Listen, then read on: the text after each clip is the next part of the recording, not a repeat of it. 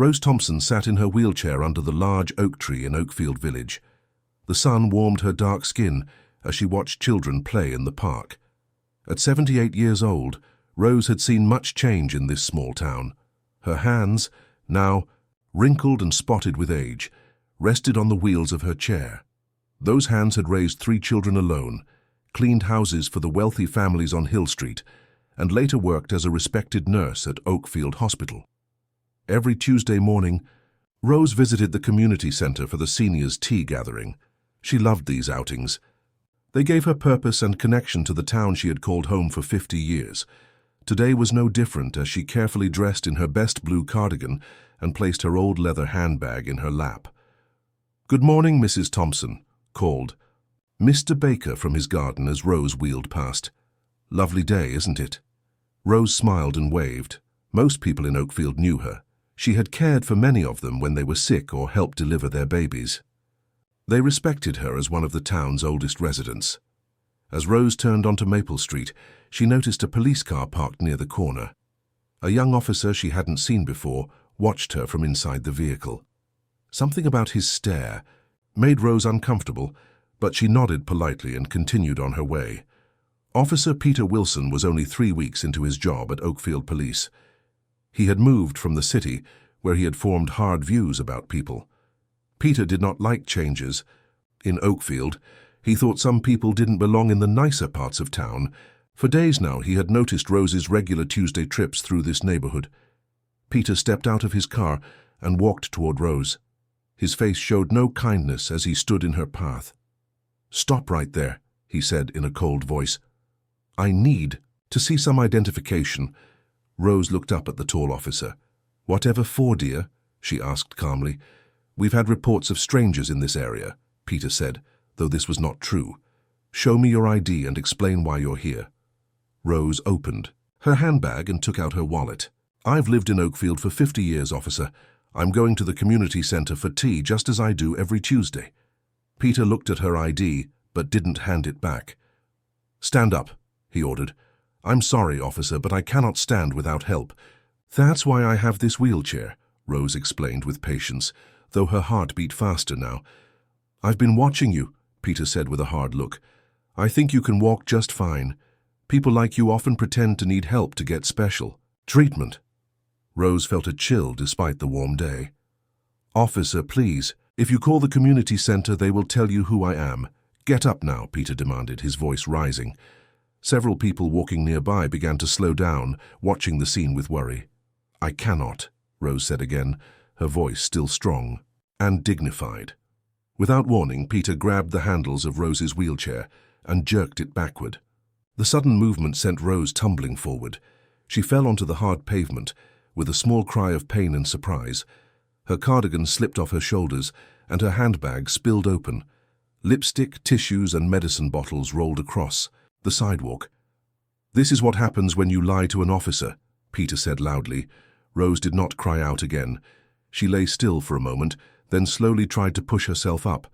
Her dignity remained, even as tears formed in her eyes. Neighbors who recognized her rushed forward. "Rose, are you hurt?" Mrs. Clark from the bakery knelt beside her. "What are you doing? This is Rose Thompson." Mr. Jenkins from the hardware store shouted at Peter. "She's lived here longer than you've been alive." Peter stood back, unmoved by their anger. She refused to follow police orders. Rose looked up at the growing crowd of friendly faces. "I'm all right," she said softly. "Just help me back into my chair, please." As neighbors carefully lifted Rose back into her wheelchair, a black car pulled up to the curb. The door opened, and a tall man in a neat suit stepped out. His face showed shock, then deep anger as he took in the scene. James Thompson had been away from Oakfield for 20 years. He had joined the police force in London after university, working his way up to become one of the most respected police commissioners in the country. Now he had returned to care for his aging mother and take a new position as chief superintendent of Oakfield Police Department. He was meant to start next week, but had come early to surprise his mother. Instead, he found her on the ground, surrounded by neighbors, with a police officer standing over her. "Mother?" James rushed forward, kneeling beside Rose's wheelchair. Rose's face brightened despite her pain. "James, you're early. What a wonderful surprise! James gently fixed her cardigan around her shoulders and helped gather her spilled belongings. His eyes never left the officer who had hurt his mother. What Officer Peter Wilson didn't know was that the woman he had just pushed from her wheelchair was the mother of his new boss. And James Thompson was not a man who would let such an act go unanswered. James Thompson drove through the quiet streets of Oakfield with his hands gripping the steering wheel tightly. 20 years had passed since he had left this small town to join the police force in London. Now he was back, not as the young man with big dreams, but as a respected police commissioner ready to lead the local department. The morning had started well. James had met with Mayor Williams to discuss his plans for the police force. They sat in the mayor's office, drinking tea and talking about making Oakfield safer for everyone. "Your mother must be proud," the mayor had said, smiling. "Rose Thompson's son returning as our new chief superintendent." James nodded. "I wanted to surprise her today. I wasn't supposed to start until next week."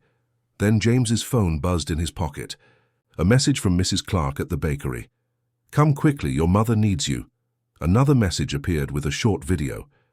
James watched in horror as he saw his mother lying on the ground next to her wheelchair. A police officer, one of his future officers, stood over her, looking cold and uncaring. James stood up so quickly his chair fell backward. "I need to go," he told the mayor, already rushing toward the door. "Family emergency." The mayor looked confused but nodded. "Of course.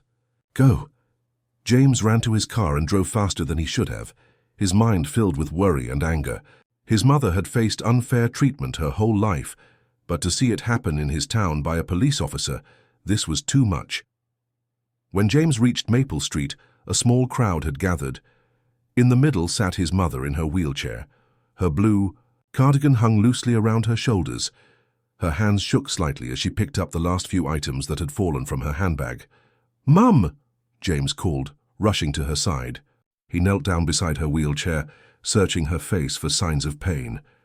"Are you hurt? Do you need a doctor?" Rose's face brightened when she saw her son. "James, what a wonderful surprise." She touched his cheek gently. "I'm fine, love. Just a small misunderstanding with the new officer." James looked over his shoulder. A young police officer stood a few steps away, writing in a small notebook. He hadn't even helped Rose back into her wheelchair. The officer didn't look sorry at all. "Who is he?" James asked quietly. Rose followed his gaze. "That's Officer Peter Wilson. He's new here, doesn't know me yet." She patted James's hand. "Don't worry about it." But James did worry. He stood up slowly, his full height making him an impressive figure in his perfectly pressed suit. Several neighbors came to greet him. "Good to see you back, James," Mr. Jenkins said, shaking his hand. "Though I wish it was under better circumstances." "What happened exactly?" James asked. Mrs. Clark stepped forward. "That officer demanded your mother get out of her wheelchair. When she explained she couldn't stand without help, he pulled the chair back and she fell forward." Mrs. Clark's voice shook with anger. "We all saw it. I recorded part of it on my phone." James thanked them for helping his mother. Then he turned to Rose. "Let me take you home, Mum. You should rest." Rose nodded, suddenly looking tired. James carefully wheeled her toward his car, but his eyes kept moving back to Officer Wilson, who still hadn't looked up from his notebook. After helping Rose into the passenger seat, James folded her wheelchair and placed it in the trunk. Then he walked over to the officer. "Officer Wilson," James said in a calm, clear voice. Peter looked up, annoyed at being interrupted. "Yes? I'm busy here." "I'm James Thompson." He let the name sink in. Peter's face showed no recognition. "And? The woman you just forced out of her wheelchair is my mother." Peter blinked but showed no real concern. "She refused to follow simple instructions." James took a deep breath to stay calm. "My mother has used that wheelchair for 5 years. She cannot stand without support." "Well, I had no way of knowing that," Peter said with a shrug. "You could have asked kindly. You could have believed her when she told you."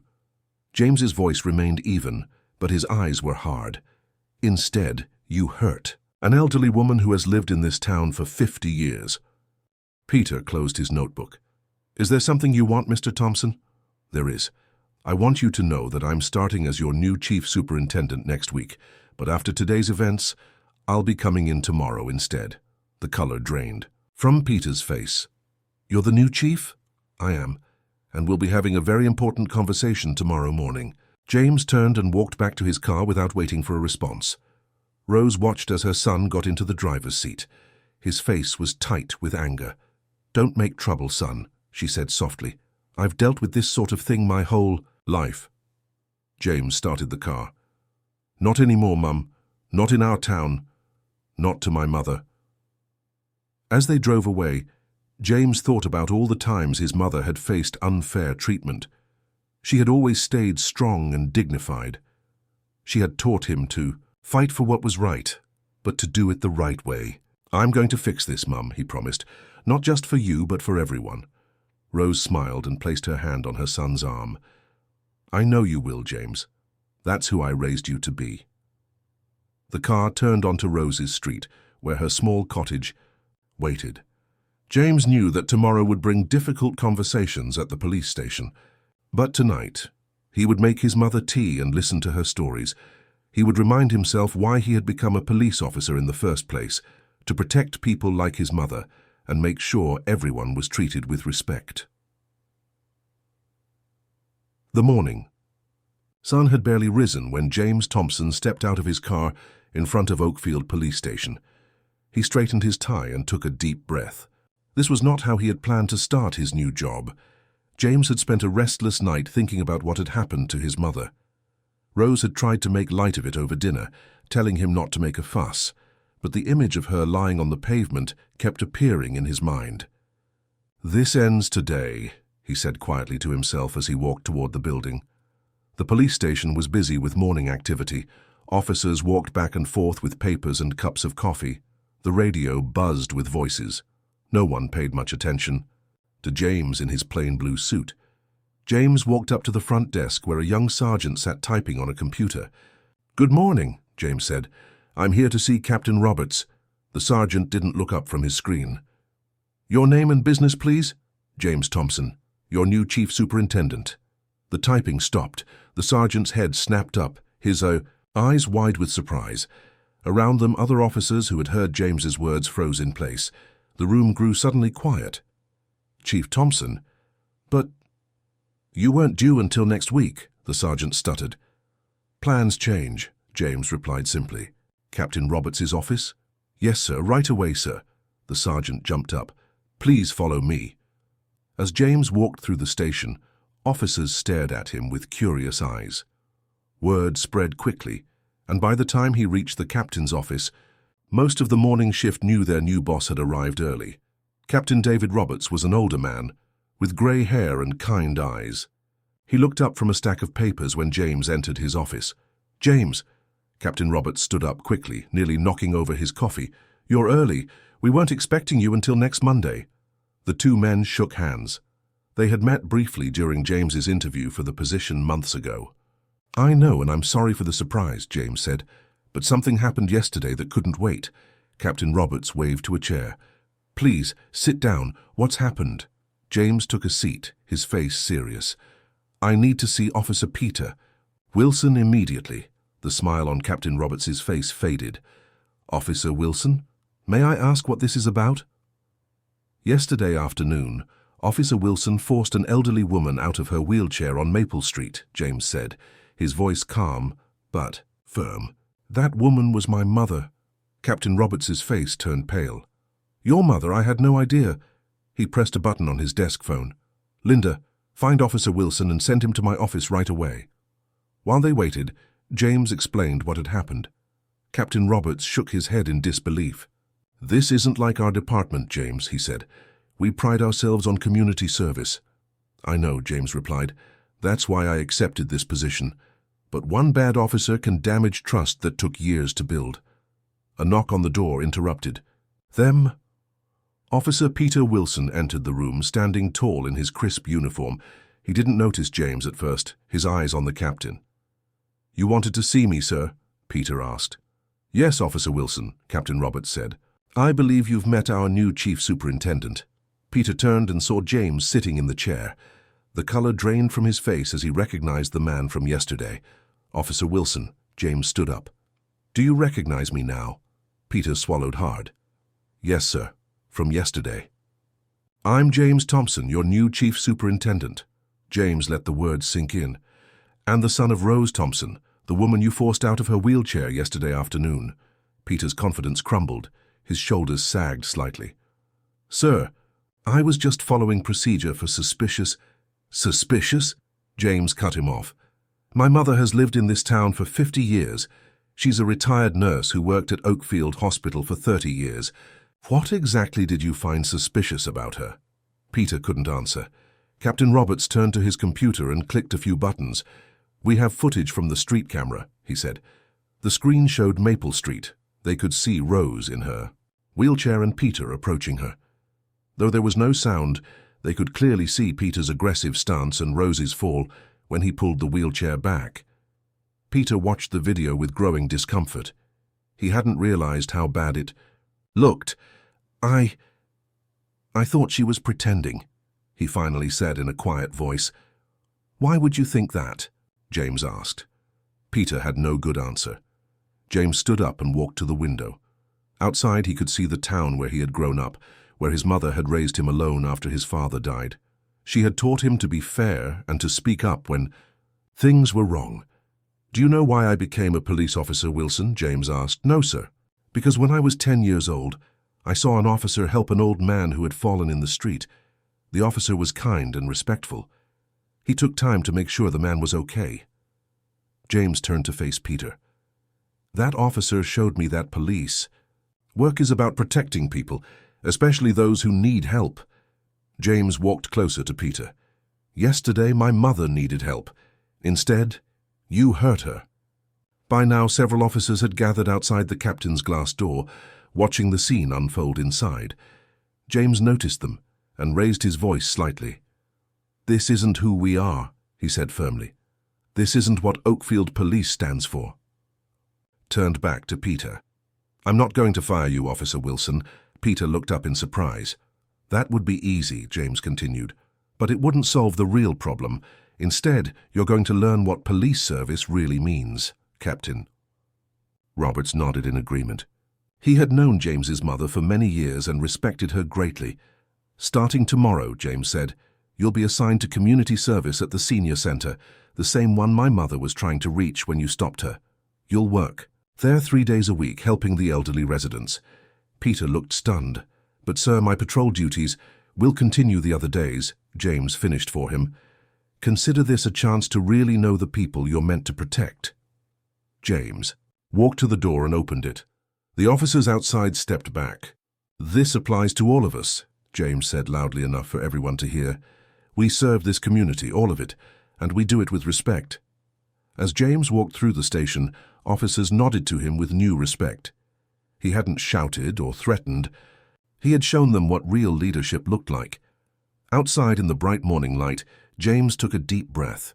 It was only his first day, but already he knew he had made the right decision to come home. The clock on the community center wall ticked loudly as Peter Wilson stood awkwardly by the door. It was his first day of community service, and he felt out of place in his plain clothes instead of his police uniform. Old people sat in groups around the room, playing cards or talking quietly. Some looked at him with curious eyes. "Officer Wilson, welcome." Mrs. Baker, the center manager, walked over with a kind smile. "We're happy to have you help us." Peter nodded, but didn't smile back.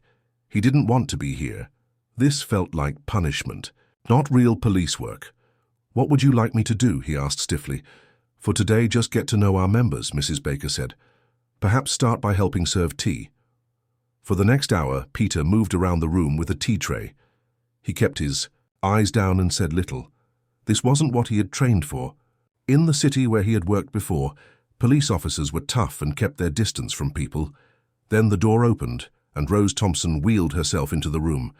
Peter nearly dropped his tray when he saw her. He quickly turned away, hoping she hadn't noticed him, but Rose had seen him. She wheeled directly toward him with a warm smile. "Good morning, Officer Wilson," she said.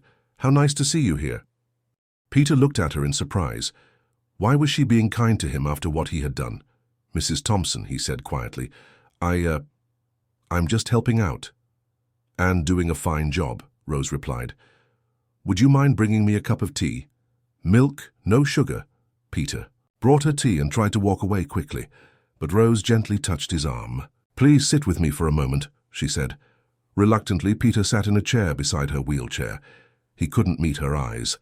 My son tells me you'll be working here 3 days a week, Rose said. Yes, Peter answered. Chief Thompson's orders. Rose nodded. James has always believed in second chances, as do I. Peter finally looked up at her. Why are you being nice to me? I was terrible to you. Rose's eyes were kind, but serious. Everyone deserves a chance to learn and change, Officer Wilson. Even you. Over the next few weeks, Peter continued his community service. At first, he did only what was asked of him, counting the minutes until he could leave. But slowly, almost without noticing, he began to change. Mr. Bell, who had fought in World War II, shared stories of bravery that made Peter see courage in a new way. Mrs. Johnson, a retired teacher, asked for help carrying her books and thanked him so genuinely that Peter felt oddly proud. Each Tuesday, Rose came to the center. She never mentioned the incident that had brought Peter there. Instead, she introduced him to her friends and included him in their conversations. Have you ever played chess, Officer Wilson? She asked one day. No, Peter admitted. Never learned. Well, today's your lucky day. Mr. Parker here is our chess champion. The old man sitting across from Rose smiled and began setting up the board. I'll teach you, young man. To his own surprise, Peter enjoyed the game. He started coming early on Tuesdays to play with Mr. Parker before his shift began. James Thompson noticed the changes in Peter during their weekly meetings. The young officer's reports became less formal and more thoughtful. He talked about the people at the center as individuals, not just seniors or the elderly. Mrs. Winters is worried about walking home in the dark after evening programs, Peter mentioned one day. I've arranged for patrol cars to drive by the center at closing time. James nodded with approval. This was exactly what community policing should be. One Tuesday afternoon, a month into Peter's assignment, Rose arrived at the center during a light rain. The pavement was wet, and her wheelchair wheels got stuck in a crack near the entrance. She tried to push forward, but the wheels just spun. Peter was helping unload a delivery truck nearby when he noticed her struggle. Without hesitation, he ran over. Let me help you, Mrs. Thompson, he said, carefully lifting the wheelchair over the rough spot. Thank you, dear, Rose replied with a gentle smile. Peter stood there for a moment, feeling something shift inside him. No, he said quietly. Thank you, and I'm sorry, truly sorry for what I did. Rose reached out and patted his hand. I know, son. I can see it in how you've changed. That evening, after his shift at the center, Peter went to the police station. Chief Thompson was working late in his office. Peter knocked on the door. Come in, James called. Peter entered, standing straight but with none of his old false confidence. His hands trembled slightly as he unpinned the badge from his shirt and placed it on the desk. I don't deserve to wear this, Peter said, his voice low but clear. Not after what I did to your mother and others like her. James looked at the badge, then at the young officer. He saw something different in Peter's eyes now, humility and real understanding. Sit down, Wilson, James said. Peter sat, waiting for the chief to accept his resignation. Do you know why I assigned you to the community center instead of firing you? James asked. To teach me a lesson, Peter answered honestly. James shook his head. No, to give you a chance to learn who you're really serving. That badge isn't about power, it's about service. James picked up the badge and held it out to Peter. The hardest part of wearing this badge isn't enforcing the law, Officer Wilson. It's admitting when you've been wrong and working to make it right. Peter looked at the badge but didn't take it. I don't know if I can be the kind of officer you want. You already are becoming that officer, James said. My mother sees it. I see it. Now you need to see it too. Slowly, Peter reached out and took back his badge. This time it felt different in his hand, heavier with responsibility but also with meaning. As he left the station that night, Peter thought about Rose and the other people at the centre. For the first time since coming to Oakfield, he felt like he might belong here after all, not as an enforcer but as a helper, a protector, the kind of officer that the people of Oakfield deserved. Pink cherry blossoms covered the trees in Oakfield Park. After the long winter, the whole town seemed to smile under the warm spring sun. Children ran across the green grass while parents spread blankets for picnics. Today was the Oakfield Police Department's annual community picnic. In past years, few people had come. But this year was different. The park was full of families from every part of town. Rose Thompson sat in her wheelchair under a big oak tree. She wore a pretty blue dress and a hat with a yellow ribbon. Children from the community centre had decorated her wheelchair with paper flowers and colourful ribbons. Rose smiled as she watched the busy scene around her. "Ice cream, anyone?" Officer Peter Wilson called out. He stood next to a small cart, handing out ice cream cones to a line of excited children. He wore his police uniform, but his face looked different from 6 months ago. The hard lines were gone. Now he smiled easily and knew most children by name. Me?" the children called, jumping up and down. "One at a time," Peter laughed. "There's plenty for everyone." Rose watched him with a warm feeling in her heart. The change in Peter had been slow but real.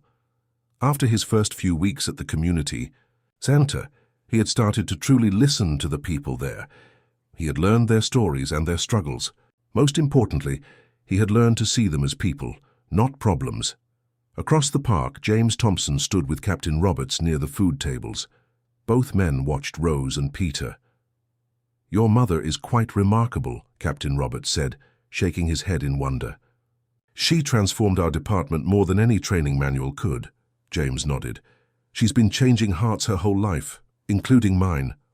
When I was a boy," James continued, "I was angry about how people sometimes treated my mother. I wanted to fight everyone, but she taught me that real change doesn't come from fighting. It comes from showing people a better way." Captain Roberts looked around at his officers. They moved through the crowd, talking and laughing with people, helping serve food, playing games with children. "The department has never been like this. People used to fear us. Now they wave when we drive by. That's why I wanted to come back to Oakfield," James said, "to build this kind of relationship between police and community." The afternoon sun was warm as people gathered for the main event. James walked to a small stage set up under the trees. He tapped the microphone, and the crowd grew quiet. "Thank you all for coming today," James began. "When I returned to Oakfield 6 months ago, I had big plans for our police department. But the most important change happened because of one person, my mother, Rose Thompson." People clapped and cheered as Rose's wheelchair was pushed forward by a young officer. Rose waved to the crowd, her face glowing with happiness. "Today," James continued, "I'm proud to announce the launch of the Rose Thompson Community Outreach Program. This program will build bridges between our officers and all members of our community, especially those who need our help most." More applause filled the park. James raised his hand for quiet. "And to lead this program, we've chosen someone who knows firsthand the importance of seeing the humanity in every person, Officer Peter Wilson." A surprised murmur went through the crowd. Many people knew the story of what had happened between Peter and Rose. To see him chosen for this role was unexpected. Peter walked slowly to the stage. His face showed both pride and humility as he stood beside James and Rose. He took a deep breath before speaking into the microphone. 6 months. "Fargo, I thought being a police officer was about power," Peter said, his voice a little shaky at first. "I thought my job was to control people, not to serve them." The park was completely silent now as everyone listened. "Then I met Mrs. Thompson," Peter continued, looking down at Rose. "I treated her badly because I didn't see her as a person. I only saw what I wanted to see." Peter's voice grew stronger. "Mrs. Thompson could have stayed angry with me. She had every right to. Instead, she showed me kindness. She gave me a chance to learn and grow." Rose reached up and took Peter's hand in hers. Her dark eyes were bright with unshed tears. "And sometimes," Rose said, her voice carrying across the hushed gathering, "the people we fear most are the ones who teach us our greatest lessons." The crowd broke into loud applause.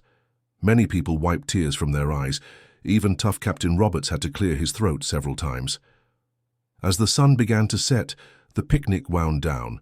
Families packed up. Blankets and leftover food. Children ran one last race across the grass. Officers helped clean up trash and fold tables. James pushed his mother's wheelchair along the path that led home. The evening was peaceful, with stars just beginning to appear in the darkening sky. "You know," Rose said thoughtfully, looking up, "at the first bright star, sometimes what seems like our greatest hardship becomes our greatest opportunity for change." James squeezed her shoulder gently. "You taught me that long ago, Mum. And now," Rose smiled, "you've taught an entire community." They stopped at the top of the hill that overlooked the town. Lights were coming on in windows. In the park below, the last of the picnic was being cleared away. Officers chatted with townspeople as they walked to their cars. "Look at that," Rose said with satisfaction. "People talking together. No fear, just respect." James nodded. "That's your real legacy, Mum. Not just the program with your name on it. It's this. People seeing each other as human beings. In Oakfield today, new police officers don't start with a rule book. Instead, they meet Rose Thompson, an elderly woman whose dignity and forgiveness changed not just one man, but an entire town. Her story reminds them that true strength isn't shown by power over others, but by the ability to see the humanity in everyone, even those who once failed to see it in you." The end.